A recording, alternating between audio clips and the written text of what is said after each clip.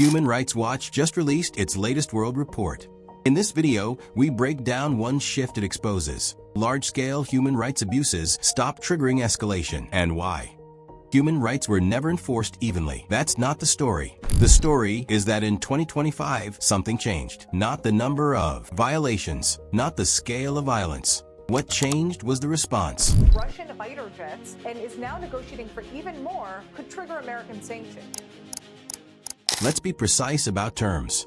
When we talk about escalation, we mean state-level consequences, coordinated sanctions, arms restrictions, diplomatic rupture, enforced warrants, trade limitations. Not statements, not condemnations, not concern. Human rights enforcement was always selective.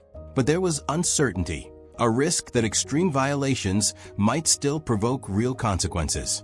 In 2025, that uncertainty disappeared.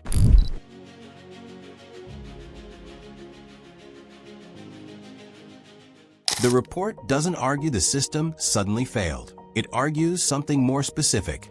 By 2025, enforcement didn't become fair. It became predictably absent. Across unrelated crises, the same pattern emerged.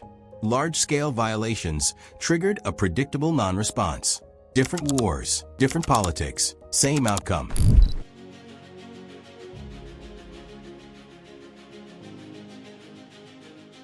Start with Gaza. The conflict isn't new. The legal framework isn't new. The documentation isn't new. What changed in 2025 was the response.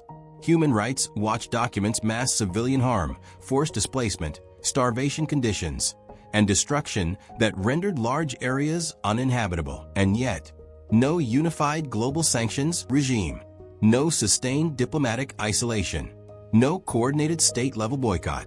Trade, travel, and arms relationships largely continued. The significance isn't the violence. It's that scale no longer altered state behavior.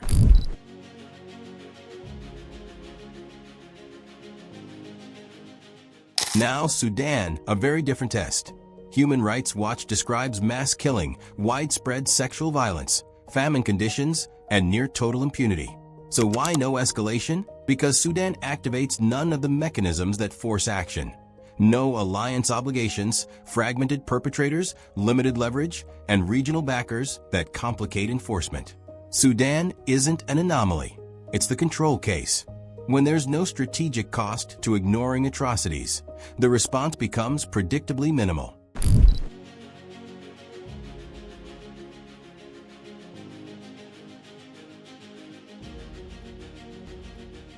Ukraine sits at the center of global geopolitics. The report documents unlawful attacks, torture, forced transfers, and civilian targeting. And yet, even here, the response is shaped by calculation. Accountability is discussed. Support is calibrated. But escalation remains constrained.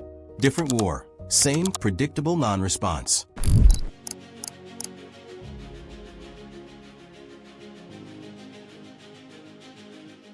So why did these unrelated crises converge on the same response pattern in 2025? The Israel-Palestine director of Human Rights Watch has resigned, accusing the organization's leadership of blocking a report critical of Israel. And in the past, athletes, musicians, other prominent figures have been directly intimidated, threatened, imprisoned by Iranian authorities. They've faced the death penalty. The human rights movement is in trouble. It's a dangerous time for human rights. The Trump administration is attacking the multilateral rules-based world order. Because enforcement itself became politically risky.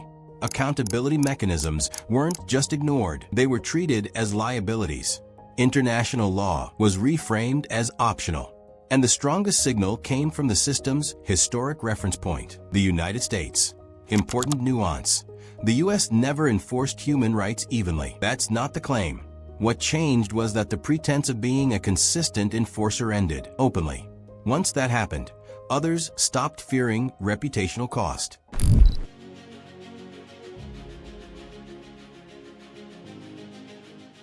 Once that signal was sent, something new became normal. Countries didn't just violate rules. They began attacking the referees. Russia criminalized international justice, issuing prison sentences against ICC judges. The United States sanctioned ICC officials and warned against cooperation. Israel rejected international jurisdiction and worked to delegitimize investigations. China blocked UN investigators, intimidated witnesses, and retaliated against scrutiny. Different systems, different ideologies, same behavior in 2025.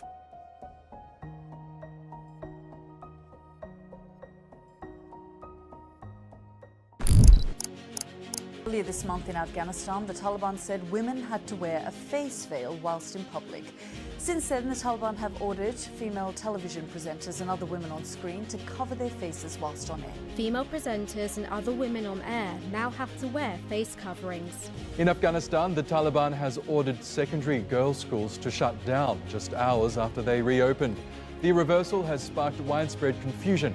Earlier, thousands of girls returned to their classrooms after the group announced it was reopening the schools. The Taliban has been facing criticisms for imposing restrictions on the education of women and girls. This logic didn't stay in war zones. The report shows similar tolerance elsewhere. Afghanistan institutionalized repression. India and Pakistan tightened pressure on civil society and media. Different systems. Same calculation. When non-response is predictable, restraint becomes optional. Human rights were never enforced evenly.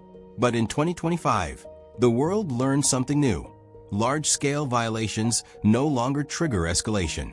That lesson doesn't stay in one conflict, becomes a rulebook. So the next time a crisis erupts, don't ask what happened. Ask one question. Did anyone actually respond? If not, the system has already answered.